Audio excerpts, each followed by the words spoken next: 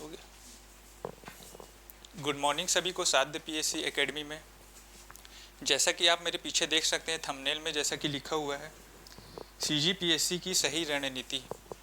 तो सही रणनीति क्या होनी चाहिए सीजीपीएससी की, हम आज उसके बारे में डिस्कस करेंगे। जैसा कि आप लोग को पता ही है कि सीजीपीएससी की जो राज्य सेवा परीक्षा जो हर साल 26 नवंबर को जिसका नोटिफिकेशन आता है, तो उसकी सही रणनीति क्या होनी चाहिए, सही मार्गदर्शन क्या होना चाहिए, जिससे हम इस राज्य की सर्वश्रेष्ठ जो परीक्षा होती है, जिसमें ऊंचे ऊंचे पदों पर जो सेलेक्ट होते हैं कैंडिडेट, तो उसमें सही रणनीति अपनाकर हम कैसे सेलेक्ट हो सकते हैं। तो आज उसी विषय पर हम यहाँ पर चर्चा करेंगे। क्लियर है आपको? तो रणनीति के बारे में हम चर्चा करेंगे।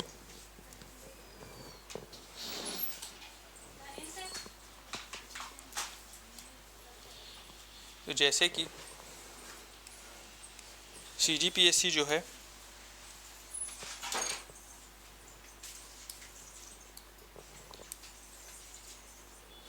जैसे आप लोग को पता ही है कि सीजीपीएससी जो है राज्य सेवा परीक्षा, जो कि राज्य की सबसे बड़ी परीक्षा मानी जाती है, वह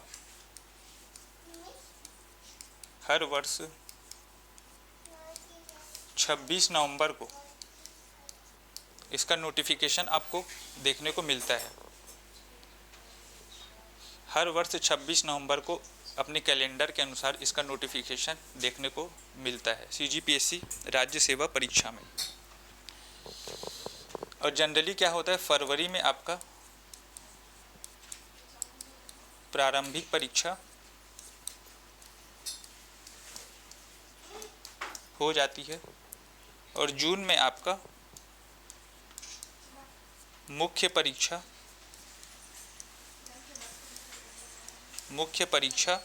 आपकी जून में मुख्य परीक्षा का संचालन कर लिया जाता है। उसके बाद आपका सितंबर से अक्टूबर तक आपका इंटरव्यू लेने के बाद अंतिम परिणाम जारी कर दिया जाता है।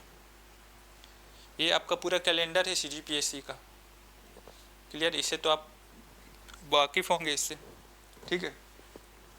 तो यहाँ पर जो है, जैसे कि आपको पता है कि राज्य सेवा जो परीक्षा होती है वो 3 चरणों में संचालित होती है। एक है आपका प्रारंभिक परीक्षा सबसे प्रथम चरण कहलाता है इसका।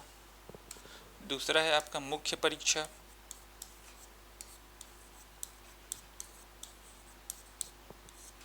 और तीसरा है आपका साक्षात्कार। क्लियर है? इन 3 चरणों में आपको अगर सीजीपीएससी मुख्य राज्य सेवा परीक्षा में अगर सेलेक्ट होना है तो आपको इन 3 चरणों से होकर गुजरना पड़ता है। जो इन 3 चरणों में सर्वश्रेष्ठ करता है वही अच्छे पदों पर अपना स्थान अर्जित कर पाता है। ठीक है, ये क्लियर है आपकी बात? अब यहाँ पर हम क्या करते हैं, स्टूडेंट जो जनरली जो होते हैं वो क्या गलती करते हैं कि उनका जो फोकस जो रहता है वो प्रारंभिक परीक्षा को लेकर सबसे ज़्यादा रहता है। प्रारंभिक परीक्षा को लेकर उनका फोकस सबसे ज़्यादा रहता है। उनका माइंडसेट ऐसा हो जाता है कि पहले हम उनका माइंडसेट है, या फिर मिसगाइड जो मार्केट में मिसगाइड किया जा रहा है, मिसगाइडेंस जो अवेलेबल है मार्केट में, उसमें उनका माइंडसेट ऐसा बन जाता है कि पहले हम प्री कर लेते हैं,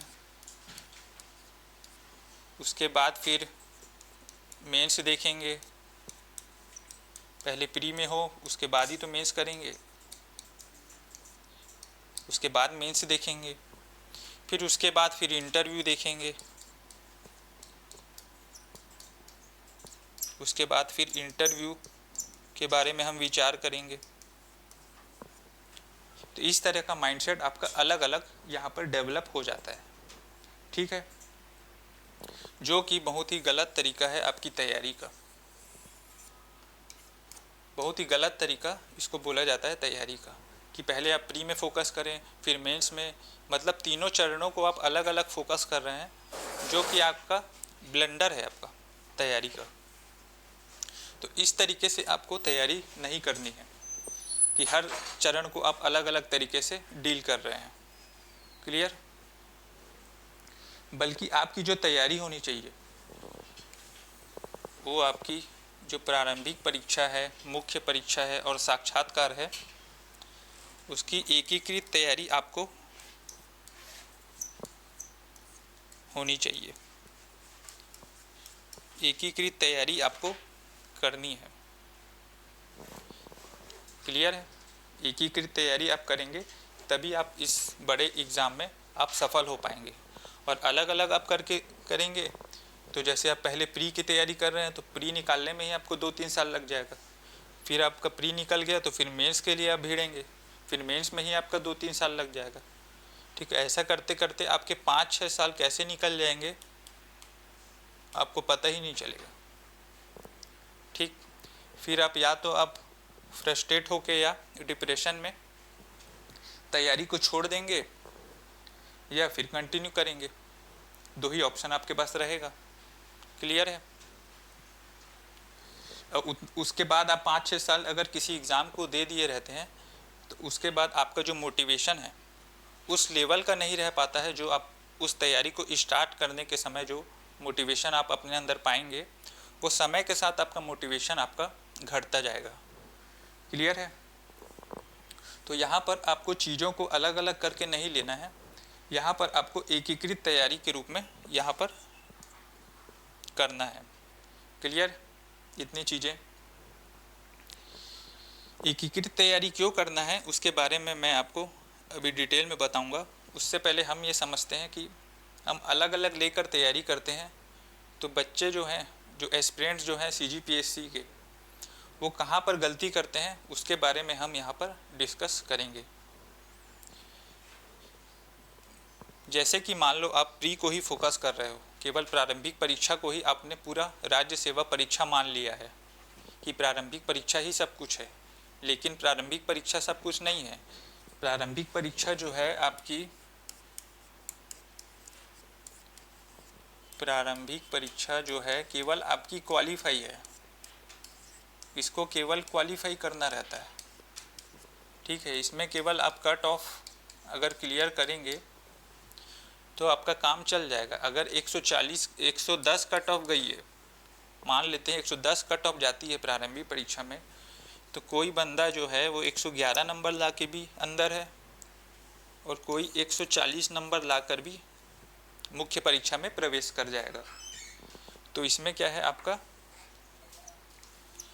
दोनों समान लेवल पर पहुंच जाएंगे। तो इसमें आप 1 नंबर से क्लियर करें चाहे आप 30 नंबर के मार्जिन से क्लियर करें, आपको पहुंचना आपको मुख्य परीक्षा में ही है। वहाँ पर आपका पूरा लेखन शैली का कौशल वहाँ पर दिखाना पड़ेगा, क्लियर है। तो मुख्य परीक्षा में आपको केवल क्वालिफाई ही करना रहता है, बाकी जो आपकी मेरिट जो बनती है वो आपकी मुख्य परीक्षा प्लस साक्षात्कार के अंकों को मिलाकर आपकी मेरिट तैयार होती है। उस आधार पर रैंक डिसाइड होती है कि आप कौन सी रैंक आपने अचीव किया है, मुख्य परीक्षा और साक्षात्कार। प्री तो केवल आपको क्वालिफाई ही करना रहता है, लेकिन बच्चों का ध्यान क्या रहता है, प्रारंभिक परीक्षा में ही सबसे ज़्यादा फोकस रहता है। इसको मिस गाइडेंस बोलेंगे या फिर परीक्षा की प्रणाली का सही तरीके से आप समझ नहीं पाए हैं उस, या वो बोल सकते हैं कि आप परीक्षा प्रणाली को अच्छे से नहीं समझे हैं। इसके जो राज्य सेवा परीक्षा है उसके स्वरूप को आपने अच्छे से नहीं समझा है, या फिर आप मिस गाइड होके केवल प्रारंभिक परीक्षा में ही फोकस कर रहे हैं। दोनों चीज़ें आप बोल सकते हैं, कोई भी कारण हो सकता है उसका, क्लियर है। तो मान लो कोई अगर एस्पिरेंट जो है CGPSC का अगर प्रारंभिक परीक्षा में ही फोकस करता है तो उसके साथ क्या दिक्कत होती है उसको एक बार यहाँ पे देखते हैं। जैसे मान लो प्रारंभिक परीक्षा में ही कोई एस्पिरेंट सबसे ज़्यादा फोकस उसका है, वो अलग अलग लेके चल रहा है। क्लियर है? प्रारंभिक परीक्षा की तैयारी वो कर रहा है मान लो, तो फरवरी में मान लो उसका एग्ज़ाम होगा प्रारंभिक परीक्षा का। क्लियर? प्रारंभिक परीक्षा का फरवरी में एग्ज़ाम होगा, तो इसमें या तो वो पास होगा या फिर फेल होगा, पास होगा या फिर फेल होगा। ठीक, दो ऑप्शन है, दोनों में से एक चीज़ होगी उसके साथ, या तो फेल होगा या पास होगा।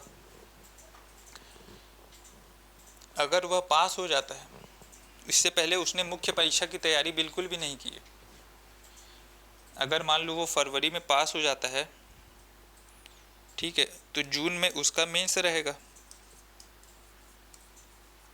और मुख्य परीक्षा की ना तो उसने नोट्स तैयार किए हैं, ना सिलेबस कंप्लीट किया है, ना कुछ किया है, केवल प्रारंभिक परीक्षा तथ्यों के आधार पर उसने क्लियर कर ली है।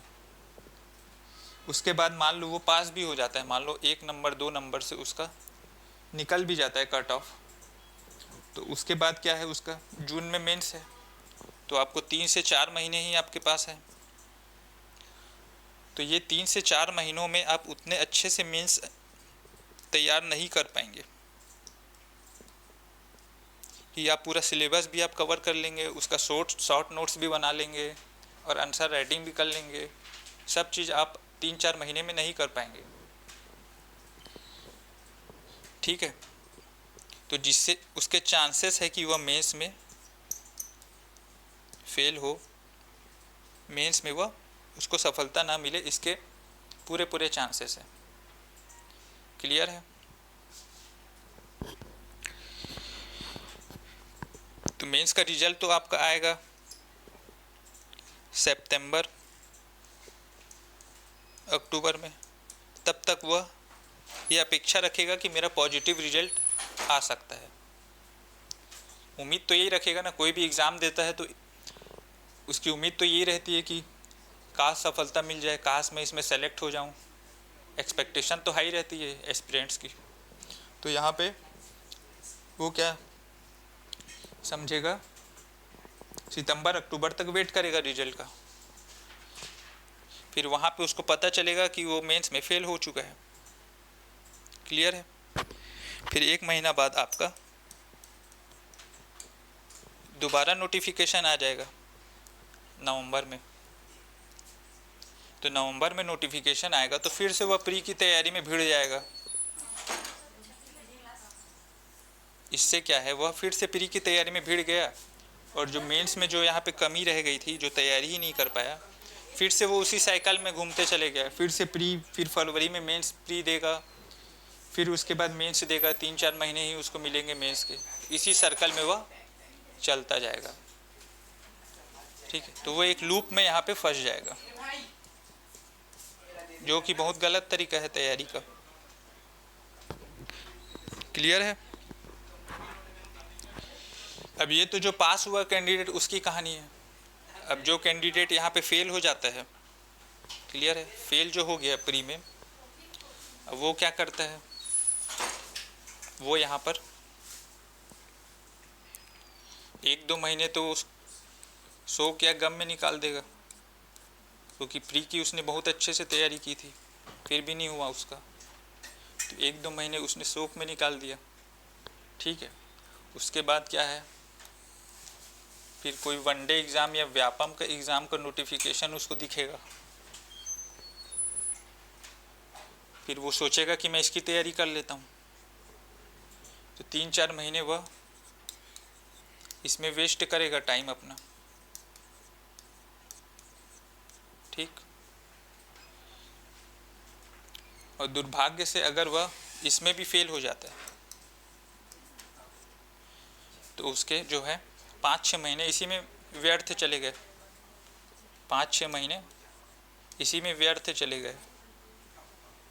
क्लियर है? उसके बाद फिर उसका दोबारा नोटिफिकेशन आ जाएगा नवंबर में, फिर वह प्री की तैयारी में लग जाएगा। तो वह मेंस की तैयारी तो अपनी कभी कर ही नहीं पाया। मेंस की तैयारी उसकी, मेंस का जो समय था उसको ऐसी गवा दिया उसने, ठीक है। वो केवल प्री में ही वो साइकिल में फंसते जा रहा है और उस लूप में घूमते जा रहा है, ठीक है। तो जो मेनली प्रारंभिक परीक्षा में जो तैयारी जिनका फोकस रहता है उनके साथ यही दिक्कत देखने को मिलती है। क्लियर है? जो इतनी चीज़ें जो मैंने यहाँ पे बताई हैं उनके साथ यही चीज़ें देखने को मिलती है। क्लियर? अब मान लो कोई है जो, अगर आप एकीकृत तैयारी करके चलते हैं, तीनों चरणों को आप एक साथ लेकर चलते हैं, pre plus mains plus interview, ठीक है। और मेनली आप जो है मेंस में ज़्यादा फोकस करते हैं, क्योंकि आपका जो मेरिट है वो आपके मेंस और इंटरव्यू के मार्क्स के आधार पर बनती है। और आपके कंट्रोल में क्या चीज़ है? मेंस। केवल जो वहाँ पे आंसर शीट जो दी जाएगी वहाँ पे जो लिख के आएंगे वही आपके कंट्रोल में है। आप कितना अच्छा लिख सकते हैं अपने नॉलेज के आधार पर, कितना वहाँ अपने आंसर को रिप्रेजेंट कर सकते हैं, वही चीज़ आपके हाथ में है। क्योंकि इंटरव्यू जो है उसके मार्क्स आपके हाथ में नहीं है,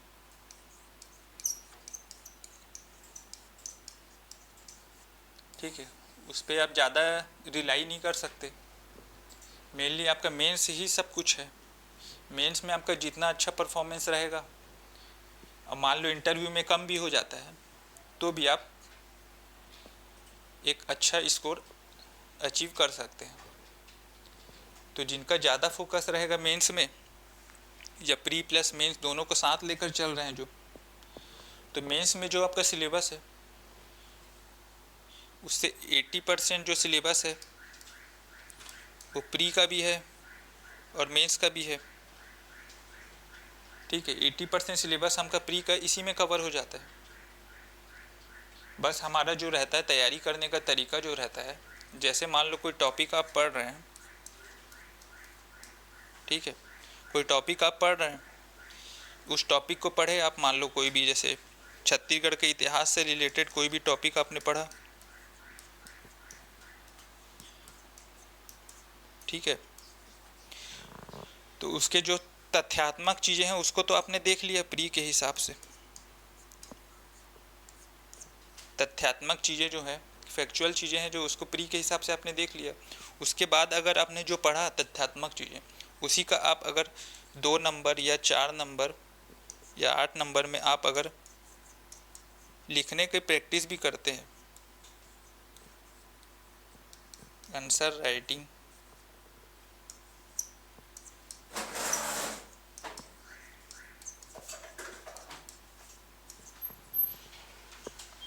मतलब शुरू में ऐसा नहीं करना है कि एकदम से आप 10-15 क्वेश्चन एक साथ लिखने लग जाएंगे। शुरू में 2 क्वेश्चन 3 क्वेश्चन ऐसा करके छोटा छोटा लिख के आप प्रैक्टिस करते हैं, तो इससे क्या होगा, इससे आपकी प्री की तैयारी तो हो ही रही है, साथ में आपकी जो मेंस का जो अप्रोच है, मेंस की जो मुख्य परीक्षा की जो डिमांड है, जो लेखन कौशल जो देखा जाता है, उसमें भी आपका तैयारी साथ ही साथ चल रही है। तो दोनों आप लेकर चल रहे हैं, तो इससे आपकी दोनों चरणों की तैयारी आपकी साथ ही साथ हो रही है। क्लियर है? और जैसे मेंस आप अच्छे से पढ़ लेंगे तो आपका प्री जो है, प्रारंभिक परीक्षा है, वो आपका कभी नहीं रुकेगा। प्रारंभिक परीक्षा आप अच्छे से, प्रारंभिक परीक्षा में कई बार क्या है, कॉन्सेप्ट वाले क्वेश्चन आजकल ज़्यादा पूछ रहे हैं CGPSC, तो अगर आप मेंस का अच्छे से पढ़े रहेंगे तो आपका जो प्रारंभिक परीक्षा के जो निकलने के चांसेस हैं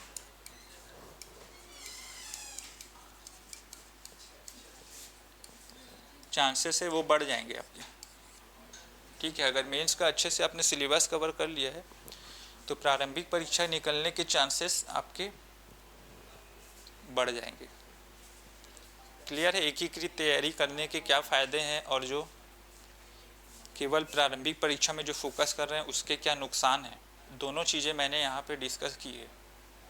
क्लियर है? इससे आपकी चीज़ें समझ में आ गई होंगी कि हमको जो CGPSC की जो राज्य सेवा परीक्षा है उसको किस तरीके से हमको लेना है। हमको तीनों चरणों को अलग अलग तरीके से नहीं सोचना है, हमको उसका एकीकृत रूप में तैयारी करना है।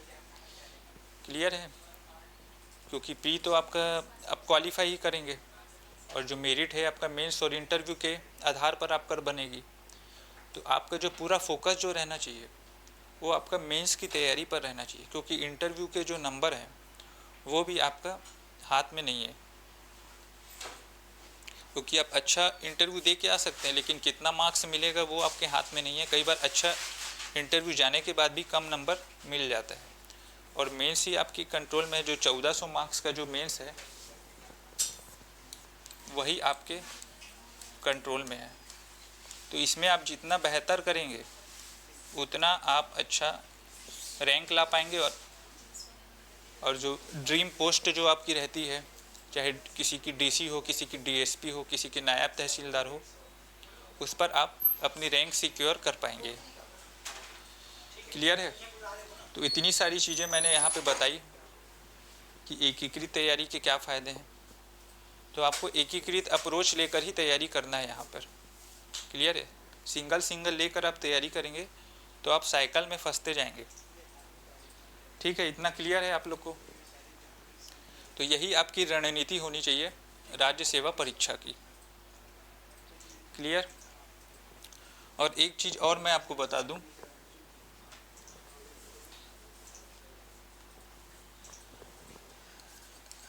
आपका प्री से पहले, प्री के नोटिस से पहले,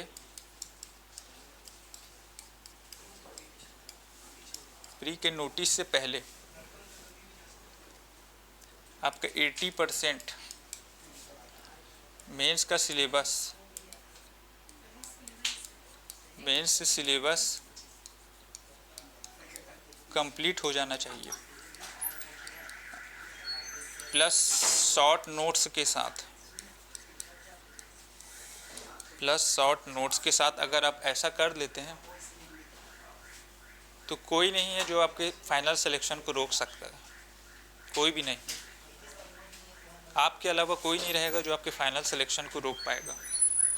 ठीक है? अगर मेंस की आप तैयारी प्री के पहले ही कर लेते हैं और शॉर्ट्स नोट्स अगर आप प्रिपेयर कर लेते हैं तो निश्चित है कि आपको उस परीक्षा में या उस साल आपको सफलता मिलेगी ही मिलेगी। और चांसेस है कि आप 1-2 साल में ही CGPSC से छुटकारा पा लेंगे। PSC से छुटकारा आपको मिल जाएगा अगर सही रणनीति के साथ अगर आप मैदान में उतरते हैं। तो किसी भी युद्ध को जीतने के लिए रणनीति सबसे महत्वपूर्ण होती है। तो CGPSC एक मैराथन युद्ध ही है, एक टाइम टेकिंग प्रक्रिया है। क्लियर है? तो इसमें आपको अगर सफलता पानी है तो आपको इस रणनीति के साथ मैदान में उतरना पड़ेगा। क्लियर है? यहाँ पर और यहाँ पर एक चीज़ और मैं यहाँ पे बता देता हूँ, जैसे कि आप वनडे एग्ज़ाम में फोकस कर रहे हैं, ठीक है, तो वनडे एग्ज़ाम में जो आजकल आप रिजल्ट देखते हैं उसमें टॉपर आप देखते हैं, first rank, second rank, third rank जो भी है, तो उसमें जो टॉपर है वो जनरली CGPSC के ही एस्पिरेंट है, CGPSC के ही तैयारी करने वाले हैं।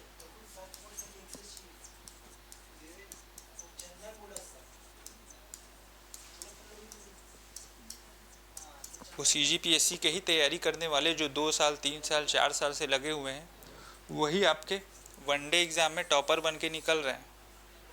ठीक है? तो ये गलत फहमी आप मत रखना कि CGPSC की तैयारी करेंगे तो वनडे एग्ज़ाम नहीं निकलेगा, ये नहीं निकलेगा।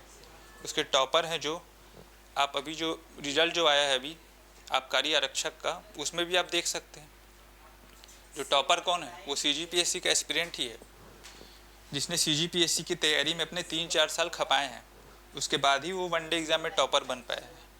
और उसकी कट ऑफ तो आप देख ही रहे हैं कितना कट ऑफ जा रही है, ठीक है। तो आपकी CGPSC की तैयारी से या मेंस की तैयारी से, आप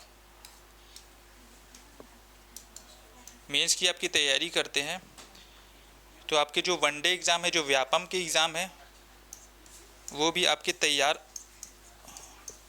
हो जाएंगे। व्यापम के एग्ज़ाम भी आपके तैयार हो जाएंगे। थोड़ा बहुत ही मतलब 10-20% ही सिलेबस थोड़ा अंतर रहता है, बाकी आपके जो व्यापम के जो जितने भी एग्ज़ाम हैं वो भी आपके पूरे तैयार हो जाएंगे, क्योंकि CGPSC का सिलेबस इतना विस्तृत है कि उसमें